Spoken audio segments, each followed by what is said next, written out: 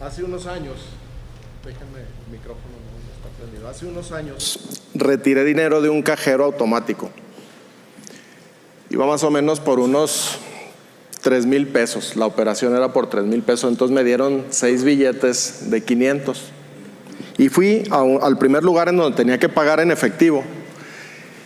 Y cuando la cajera tomó el billete, me dijo: este billete es falso.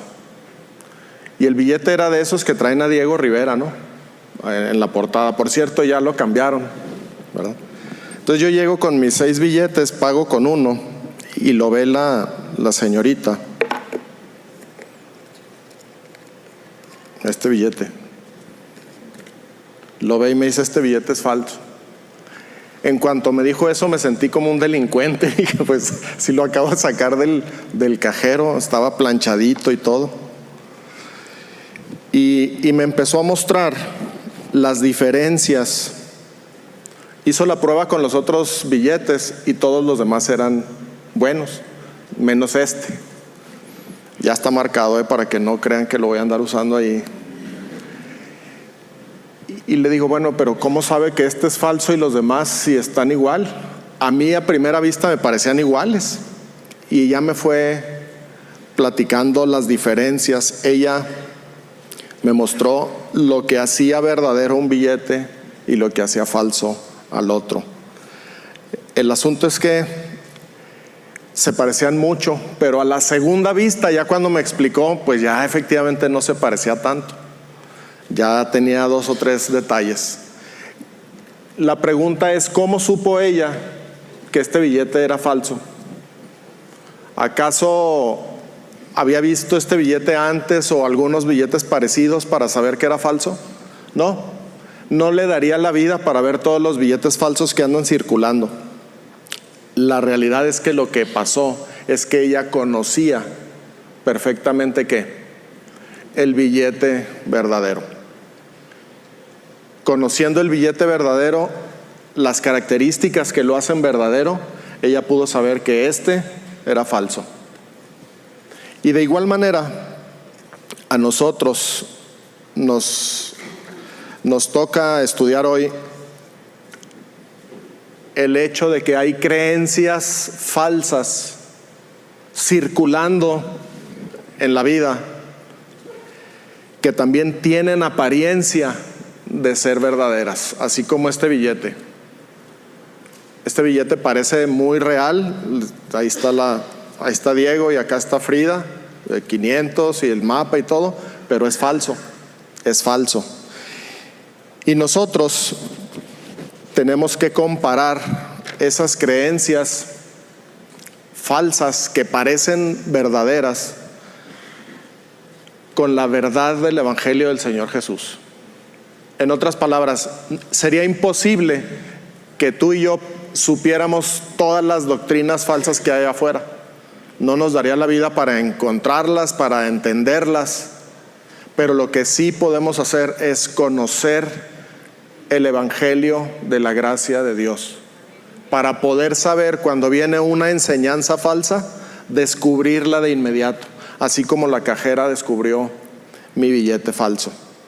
Necesitamos conocer la verdad del Evangelio, que por un lado proclama que todos nosotros llegamos a este mundo siendo pecadores y que por ese pecado estamos destituidos de la gloria de Dios. No hay posibilidades para nadie de estar delante de la presencia de Dios por causa del pecado. Pero ese Evangelio de la gracia también dice que solo en Cristo Jesús hay perdón de pecados, que solo en Cristo Jesús hay salvación y vida eterna. En ningún otro hay salvación, solamente en Cristo Jesús.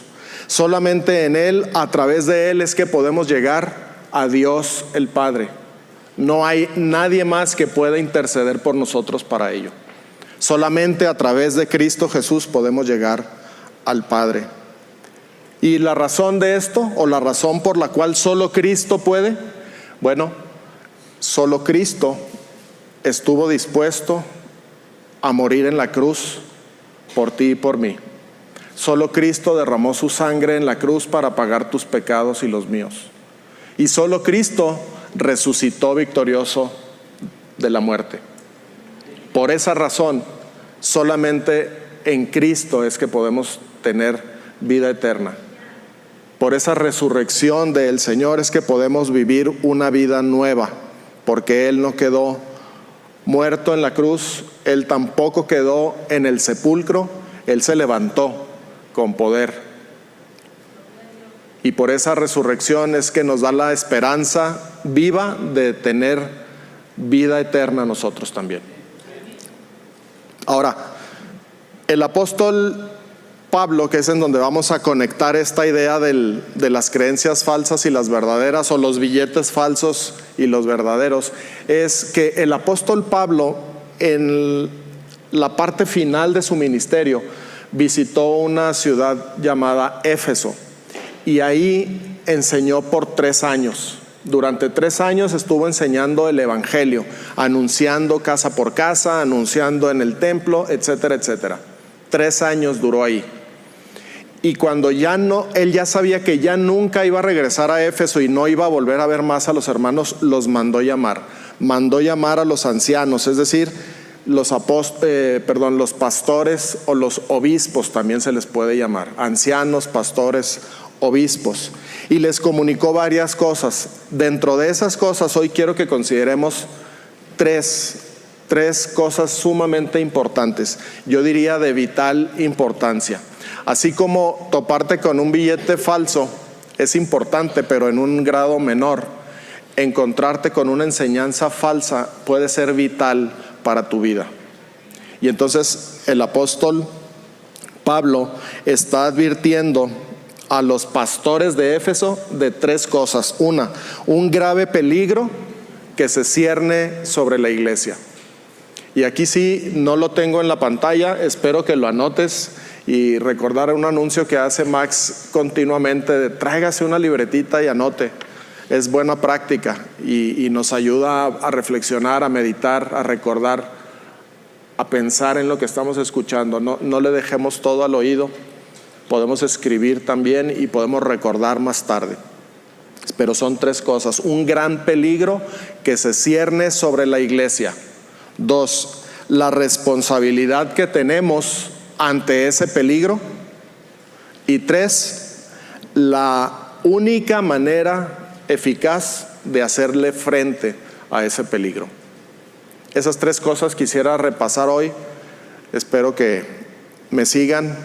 Vamos a ver ahí en Hechos, capítulo 20, la presentación del peligro. Hechos 20, versículos 29 y 30.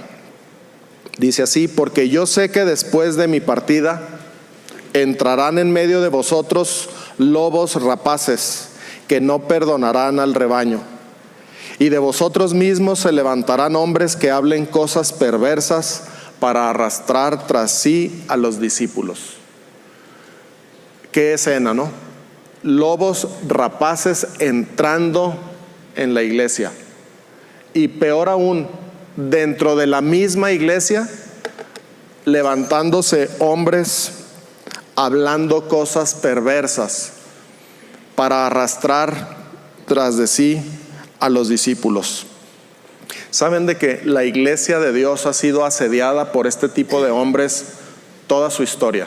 Desde el inicio de la iglesia. Este tipo de hombres que hablan cosas perversas, pero que en realidad son lobos rapaces, han estado presentes toda la historia de la iglesia. Parte de su éxito se debe a su apariencia. Es una apariencia de piedad.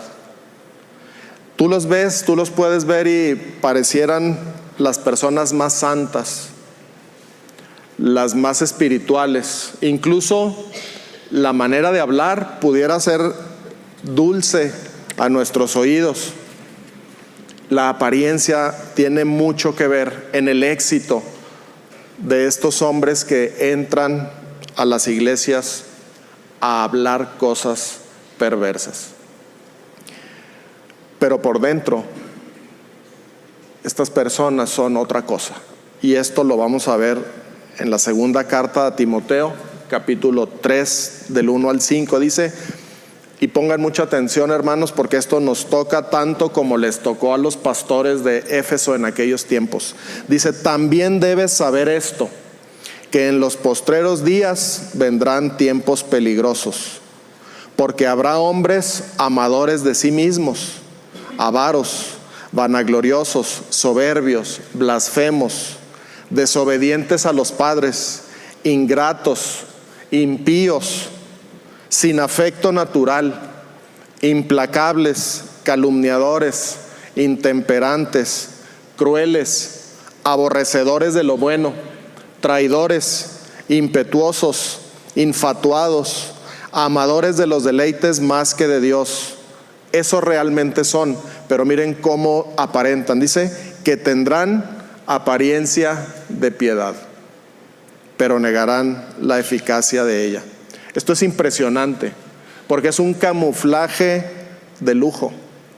Por fuera, piedad. Por dentro, esta larga lista. Ni siquiera en el ejército de Estados Unidos tienen uniformes capaces de camuflarse de tal manera que se pierdan con el entorno. Esa es la idea del camuflaje en los uniformes militares. Ponerte un uniforme que si estoy en un entorno selvático parezca que yo soy parte de la vegetación. Si estoy en un lugar desértico, mi uniforme es muy parecido a los tonos de la arena, de las hierbas del desierto. Este tipo de hombres, este tipo de lobos rapaces tienen la capacidad de camuflarse de tal manera que tienen apariencia de piedad, pero por dentro son todo lo que ya leímos. El Señor Jesucristo advirtió de esto años antes que Pablo. Ahí tenemos en la pantalla cómo lo dijo él: guardaos de los falsos profetas que vienen a vosotros con vestidos de ovejas, pero por dentro son lobos rapaces. ¿Saben qué es lo más preocupante, hermanos? Que dice, y de vosotros mismos se levantarán hombres que hablen cosas perversas. De la misma iglesia, y esto estamos hablando en todo el contexto histórico, así ha ocurrido. Pero me llama la atención cómo dice ahí, en los postreros días vendrán. En los postreros días. Nosotros, esto que se escribió en el año 56 más o menos. Estamos casi a 2000 años de que se escribió y se hablaba de los postreros días. Y sin duda, seguramente nosotros estamos ya muy cerca de esos postreros días hoy. Es un camuflaje de lujo. Estos hombres tienen, por eso tienen gran parte de su éxito, por esa apariencia de piedad. Pero hay otra razón de su éxito, y esto es lo que predican, es decir, la doctrina que enseñan. Pablo dice que hablarán cosas perversas, queriendo decir con ello cosas distorsionadas, torcidas. Es decir, no vienen hablando cosas evidentemente falsas o evidentemente absurdas. Vienen hablando cosas de la piedad, cosas de Dios, cosas incluso de la Biblia, pero están distorsionadas, están torcidas, y con su apariencia de piedad seducen a muchos, convencen a mucha gente.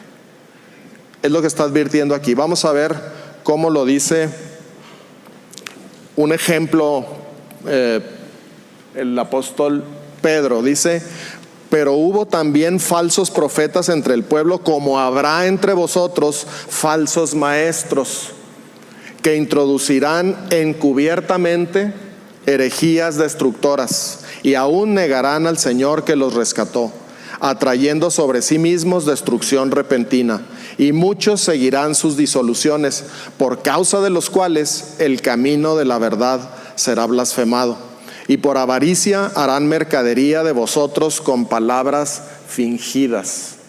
Esa es una manera de cómo presentar su doctrina, esas herejías encubiertas. Imagínate un regalo perfectamente envuelto, muy bonito, pero dentro va una herejía, dentro va una idea venenosa, dentro va muerte, destrucción, porque los lobos rapaces tienen esa intención, destruir la iglesia. Y dice Pablo, no perdonarán al rebaño. Entonces estos falsos maestros introducirán encubiertamente herejías y muchos, dice, seguirán sus disoluciones. O sea, muchos en la iglesia seguirán esas enseñanzas por causa de los cuales el camino de la verdad será blasfemado. Destrucción. Lo que se trata es de destruir. Vamos a ver un ejemplo más para terminar con el tema del gran peligro. Primera a Timoteo, capítulo 4, del 1 al 3. Pero el Espíritu dice claramente que en los postreros tiempos algunos apostatarán de la fe, escuchando a espíritus y doctrinas de demonios, por la hipocresía de mentirosos que, teniendo cauterizada la conciencia, prohibirán casarse y mandarán abstenerse de alimentos que Dios creó, para que con acción de gracias participasen de ellos los creyentes y los que han conocido la verdad. Este es otro ejemplo de las enseñanzas de estos lobos rapaces que tienen apariencia de piedad, de los cuales tanto Pablo como el Señor Jesucristo nos advierte: guárdate de los falsos maestros, porque tienen apariencia de piedad, pero por dentro son lobos rapaces, y su intención es destruir el rebaño, matar al rebaño, destruir la iglesia del Señor. El peligro es grave, pero aparte de grave es inminente, porque dice en los postreros días, en los postreros tiempos. Yo creo que estos ya son más cercanos a postreros que cuando se escribió, por simple lógica, ¿no?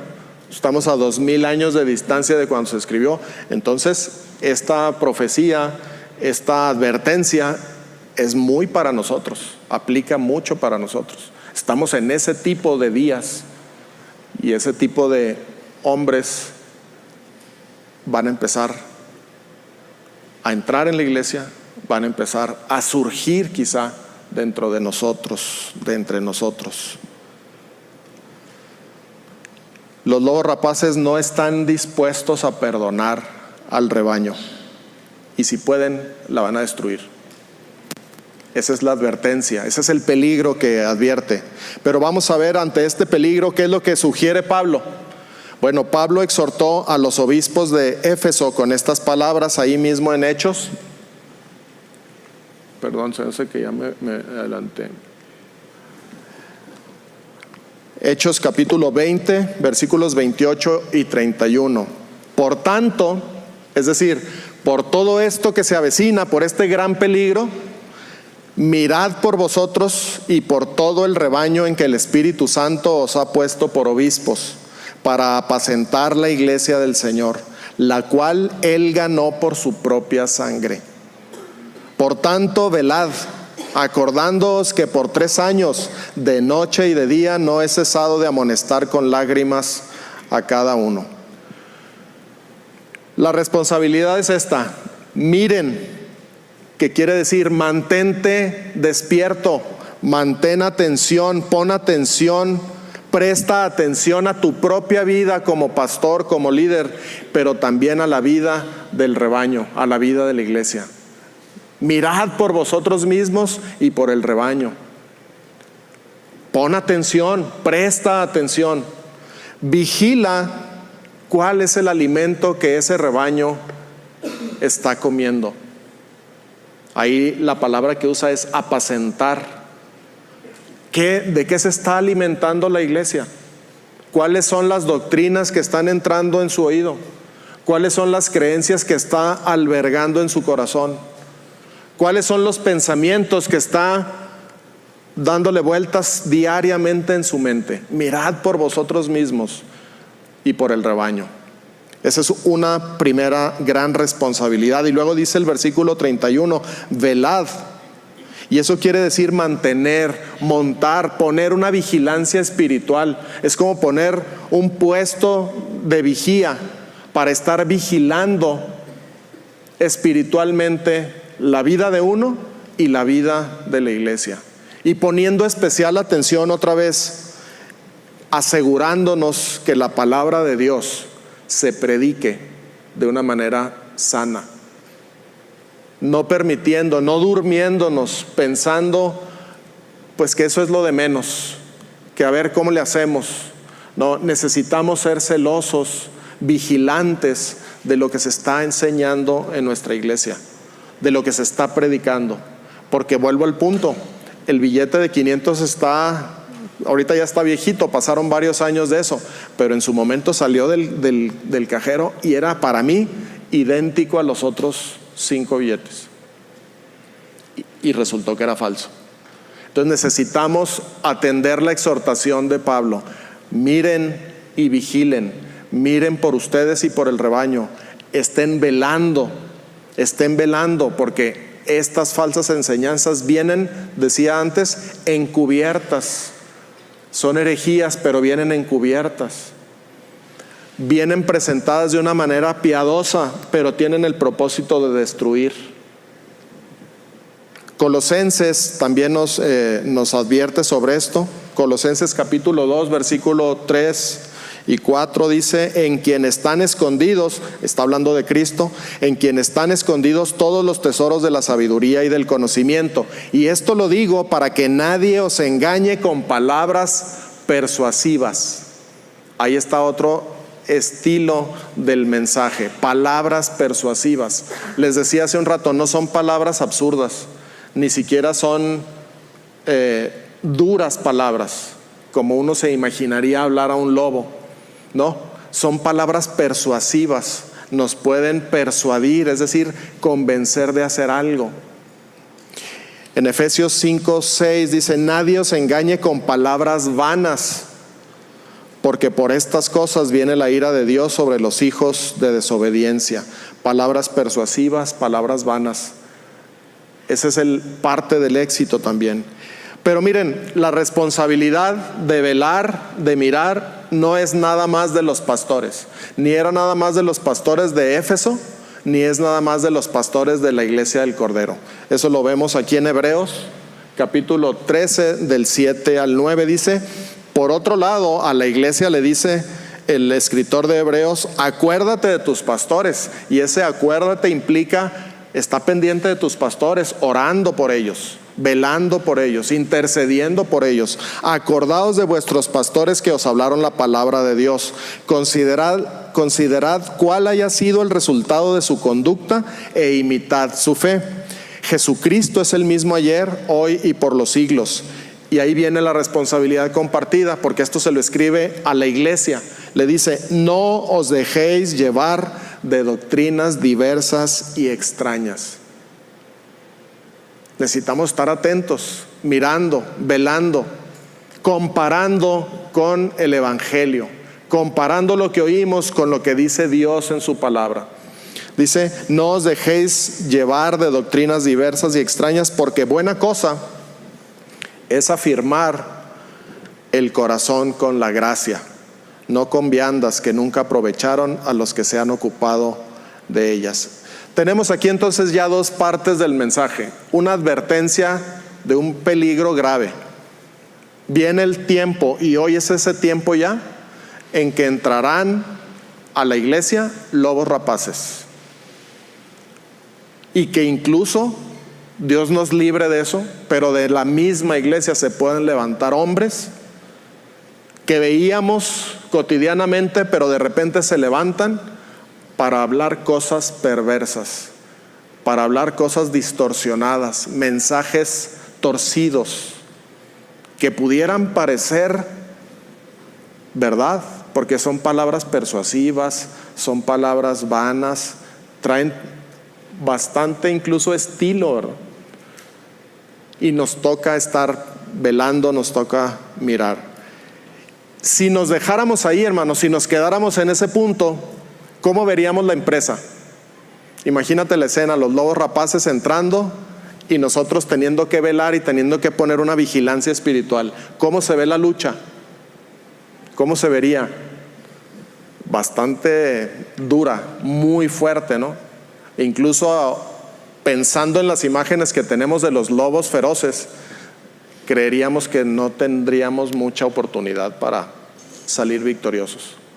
Pero la receta que Pablo da, la única forma que Pablo presenta como la manera eficaz de hacer frente a este peligro y a esa gran responsabilidad, la muestra en Hechos 20:32. Y con esto cierra Pablo su interacción con los pastores de Éfeso. Les dice: y ahora, hermanos, os encomiendo a Dios y a la palabra de su gracia, que tiene poder para sobreedificaros y daros herencia con todos los santificados. Esa es la bendita seguridad. Yo podría dormirme montando vigilancia y: oye, Raúl, ¿qué viste? Híjole, me quedé dormido y no me fijé. ¿A qué hora? Alguien podría decir: oye, ¿estuviste mirando esto? No, es que se me olvidó. Pero la única manera eficaz de enfrentar ese peligro y de asumir nuestra responsabilidad es lo que dice Pablo: los encomiendo a Dios y a la palabra de su gracia, que tiene poder para sobreedificaros y daros herencia con todos los santificados. ¿Cuáles eran las características de las palabras del mensaje de los lobos rapaces? Palabras persuasivas, palabras fingidas, palabras vanas. Todo eso lo leímos hace un rato. Pablo sabe que solo hay una manera de protegernos y salir victoriosos, y nos dice: yo los encomiendo a Dios y a la palabra de su gracia. ¿Y qué significa encomendarnos? ¿Qué significa eso? Porque ahí está la clave del éxito. Encomendarnos significa ponernos bajo el cuidado de Dios, ponernos bajo la responsabilidad de Dios y de su palabra. Confiarnos en las manos de Dios. Fíjense lo fuerte que está pasando aquí. Todo el discurso de Pablo a los pastores, un discurso muy solemne, por cierto, termina con el apóstol poniendo a los pastores y a la iglesia de Éfeso, y de paso a ti y a mí, en las manos de Dios y en las manos de la palabra de su gracia, confiándonos a su perfecto cuidado y protección. En realidad, hermanos, Pablo, usando de fe, le está diciendo a Dios: Señor, te los encargo, los pongo en tus manos para que tú los cuides de esos lobos rapaces. ¿Qué pasa cuando alguien va a salir, una pareja que va a salir a cenar, o bueno, pues algunos hermanos que tienen ya la experiencia y la bendición de ser abuelitos? ¿Qué pasa cuando los hijos nos llevan ahí a los bebés que se los cuidemos? Porque van a salir o van a hacer un viaje, o ¿qué están haciendo los hijos al entregar al nieto? Están confiándolo al buen cuidado de los abuelos. Llevan toda la confianza de que el abuelo, la abuela va a cuidar perfectamente a los nietos. De lo contrario, no se los soltaba. Así decimos, ¿no? No, yo no se los suelto a fulanita porque...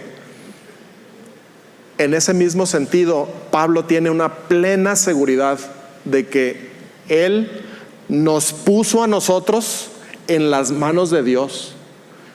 Cuando Él dice: los encomiendo a Dios y a la palabra de su gracia, en realidad está diciendo: ¿saben qué hice, hermanos? Hablé con Dios y le dije: Señor, los pongo bajo tu cuidado, los confío en tus manos, los pongo bajo tu responsabilidad. Eso es lo que significa encomendar. Y por eso Pablo se va tranquilo de Éfeso y dice: ya no los voy a ver, hermanos, pero yo ya hice lo que tenía que hacer.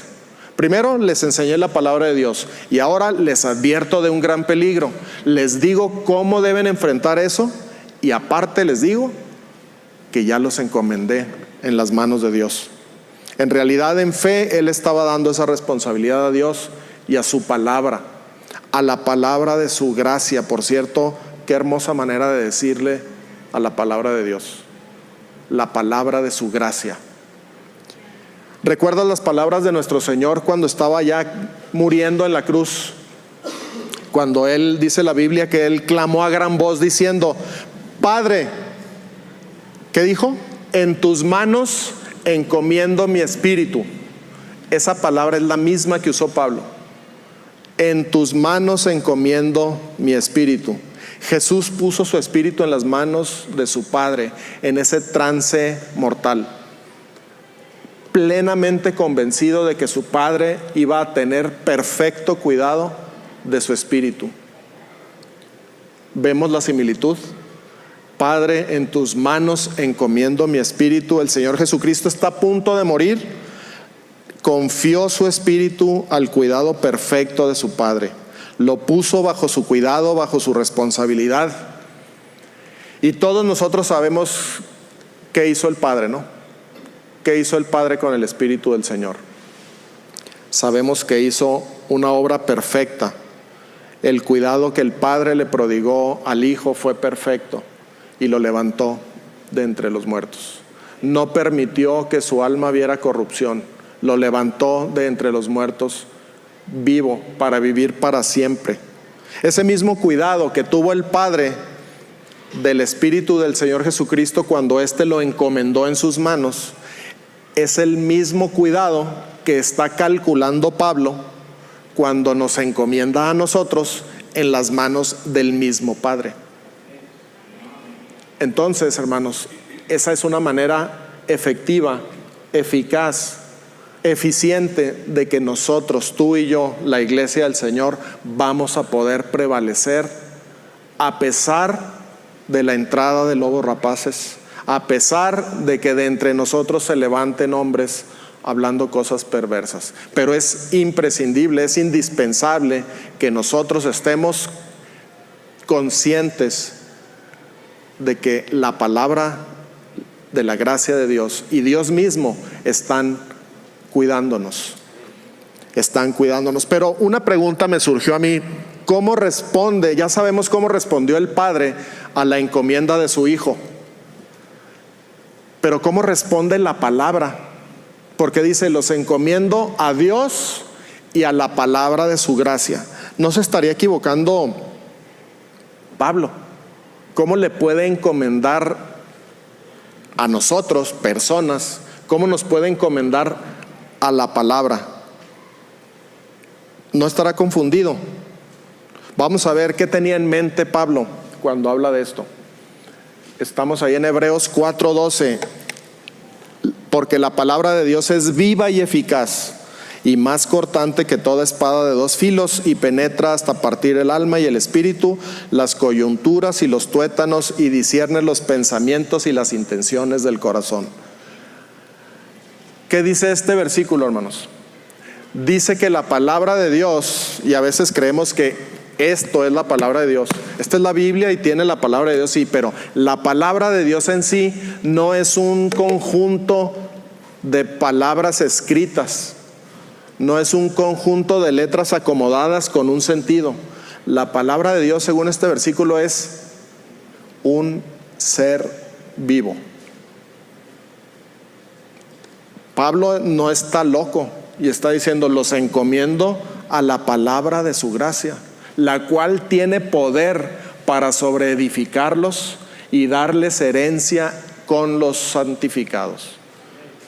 Y la palabra, dice Hebreos, es viva y eficaz. Y miren, no vamos a entrar en eso, pero hay varias porciones en la Escritura donde nos da a entender que la Escritura misma tiene voluntad, tiene intención, tiene iniciativa. Por ejemplo, cuando se habla de Abraham, se dice: y la Escritura, previendo que en Abraham iban a ser benditas todas las naciones, dijo esto. La Escritura dice así. No vamos a entrar en ese detalle, pero a mí me llamó mucho la atención cómo Pablo nos encomienda a una persona que es Dios y a la palabra de su gracia. Y entonces empieza a cobrar sentido para mí Hebreos 4:12, que la palabra de Dios es viva. Entonces es un ser vivo, no es un ser inanimado. No es un ser inanimado. Y esa palabra de su gracia nos puede sobreedificar. Vamos a una última cita, ahí en primera a los Tesalonicenses. No sé qué me pasé, ahí estaba, ¿verdad? Por lo cual también nosotros sin cesar damos gracias a Dios, de que cuando recibisteis la palabra de Dios que oísteis de nosotros, la recibisteis no como palabra de hombres, sino según es en verdad la palabra de Dios, la cual actúa en vosotros los creyentes. Aquí hay una demostración de la vida de la palabra de Dios. Actúa en nosotros. La palabra de la gracia de Dios actúa en ti, hermano, y actúa en mí. Pero sería muy absurdo decir, bueno, pues ya estoy encomendado yo a Dios y a la palabra de su gracia, y ahí termina la historia, ¿no? Pero resulta que la palabra de Dios la necesito conocer. Resulta que tengo que ser expuesto a la palabra de Dios. Y ahí es donde entramos nosotros. Ahí es donde nosotros tenemos que llegar a la convicción de decir, yo quiero exponerme a la palabra para ser sobreedificado. Yo quiero leer la Biblia para conocer lo que Dios quiere darme. Yo quiero conocer la Biblia, la palabra de Dios, la palabra de su gracia, porque solo así podré saber cuál enseñanza es falsa. Porque solo así podré descubrir esas palabras persuasivas, esas palabras vanas que van a traer hombres que son realmente lobos rapaces.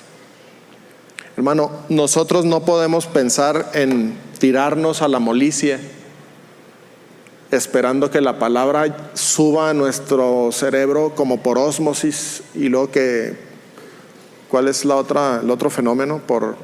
Que baje por gravedad. ¿Por qué? Por capilaridad. Así no funciona. Necesitamos leer la Biblia, hermanos. Ese es uno de los grandes propósitos, y creo que mi esposa nos dio una muestra de lo que la misma palabra de Dios dice. Colosenses 3:16 lo dice claramente: la palabra de Cristo more en abundancia. ¿En dónde? En vosotros. No dice que esté perfectamente escrita aquí o en mi celular o en mi Mac. No, en ti, en mí, que more ahí. Hermanos, es una delicia poder tener la bendición de tener tanto acceso a la palabra de Dios. Pero la palabra de Dios no se va a salir de este libro y se va a meter a mis oídos y a mi cerebro como por arte de magia. Necesito exponerme a la palabra.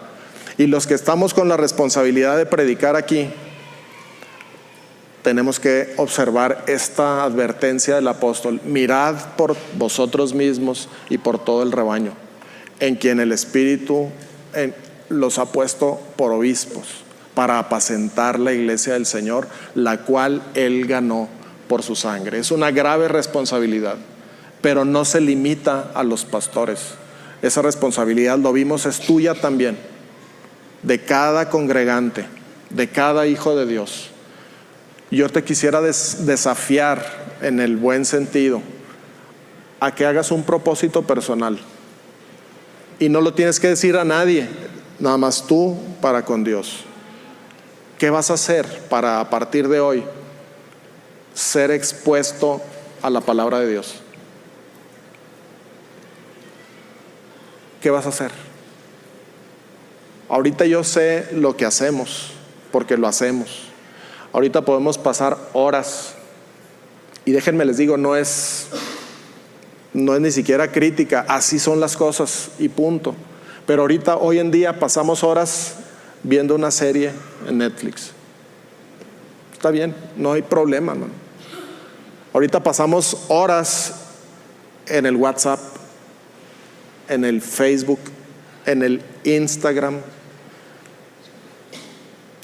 ¿Dónde más? Me faltan, ya no me sé todos los nombres. A lo mejor esos ya son muy antiguos. Todo esto para decir que lo que no se vale es decir que no tengo tiempo, porque tiempo sí tenemos. Pero vuelvo al punto, no es una actividad forzada. Si somos hijos de Dios, si el Espíritu de Dios está morando en nosotros, sin duda, nuestra delicia será seguir conociéndolo a Él a través de su palabra. No necesitamos un policía que nos esté checando el reloj a ver si leímos. No necesitamos ni siquiera poner un recordatorio en el celular de recuérdame que tengo que hacer mi devocional. No necesitamos eso. Como somos hijos de Dios, el Espíritu está en comunión con nosotros diariamente y su palabra es parte integral de nuestra vida. Parte integral. Así como nos tenemos que vestir, así de la misma familiaridad necesitamos leer la palabra. Así como necesitamos comer alimento, con la misma necesidad necesitamos comer la palabra de Dios.